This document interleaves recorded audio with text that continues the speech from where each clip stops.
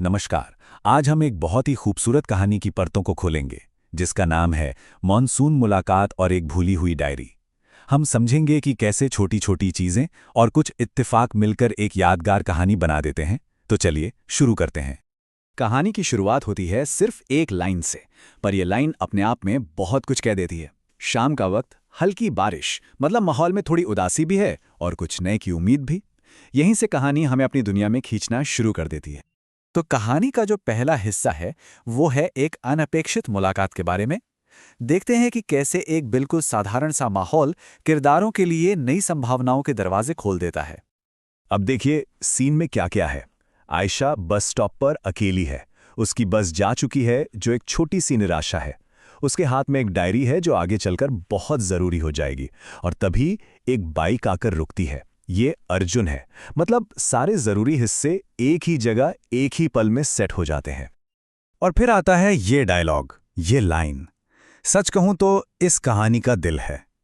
बस छूट जाना एक नेगेटिव बात थी, लेकिन आयशा उसे एक पॉजिटिव मोड़ दे देती है। ये लाइन हमें बताती है कि ये कहानी किस्मत और संयोग के बारे में है, और कैसे सिर्फ हमारा नजरिया ही सब कुछ बदल सकता है। चलिए अब कहानी में थोड़ा और आगे बढ़ते हैं और देखते हैं कि कहानी की जो मुख्य मिस्ट्री है वो कैसे बननी शुरू होती है। ये एक धुंधली सी पहचान के बारे में है जो हमारी उत्सुकता को जगा देती है। हर अच्छी कहानी में एक स्पार्क मोमेंट होता है ना? वो पल जब किरदारों के बीच एक कनेक्शन बनता है। इस कहानी में वो स्पार्क आता है चाय की टपरी पर। गर्मा गर्म चाय, बारिश की सौंधी महक और वो बातचीत जो बिना किसी कोशिश के होती चली जाती है। ये सब मिलकर एक ऐसा माहौल बनाते हैं जहां दो अजनबी एक दूसरे से जुड़ जाते हैं। और ठीक यहीं पर कहानी का सबसे बड़ा सवाल खड़ा होता है। अर्जुन को लग तो रहा है कि वो आयशा को जानता है, पर कहाँ देखा है उसे याद ही नहीं आ रहा। ये छोटा सा सवाल ही पूरी कहानी को आगे लेकर जाता है और हमें भी सोचने पर मजबूर कर देता है। अब जरा इनके बिछड़ने से पहले के शब्दों पर ध्यान दीजिए। आयशा कहती हैं, शायद फिर मिलें। इसमें एक उम्मीद है, लेकिन एक अनिश्चितता भी है। लेकिन अर्जुन अर्जुन कहता है जरूर मिलेंगे। ये दिखाता है कि उस पर इस छोटी सी मुलाकात का कितना गहरा असर हुआ है। वो इस कहानी को आगे ले जाना चाहता है। और अब आता है कहानी का सबसे बड़ा टर्निंग पॉइंट, एक भूली हुई डायरी। यही वो चीज है जो सब कुछ बदलने वाली है। यहाँ होता क्या है ये बहुत दिलचस्प है।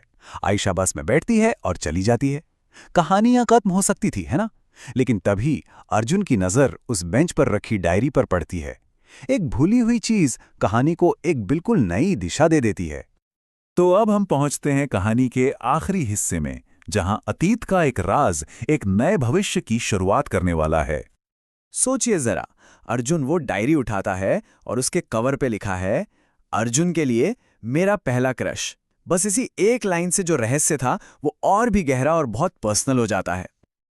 और फिर वो पहला पन्ना खोलता है और वहां लिखा है, कक्षा 10, आयशा। बस एक ही पल में सारी गुत्थी सुलझ जाती है। वो धुंधली सी याद अचानक एकदम साफ हो जाती है। ये एक लाइन सब कुछ बयान कर देती है। उसे अब याद आ चुका था। ये उस सवाल का सीधा सा जवाब है जो कहानी में कुछ देर पहले ही खड़ा हुआ था। और कहानी का जो अंत है वो कितना खूबसूरत है। देखिए, बाहर बारिश रुक चुकी है, जो एक तरह से मुश्किल का खत्म होना है। लेकिन अंदर अर्जुन के दिल में एक नई कहानी की बारिश अभी अभी शुरू हुई है। जो एक अंत जैसा लग रहा था, असल में वो एक शुरुआत थी।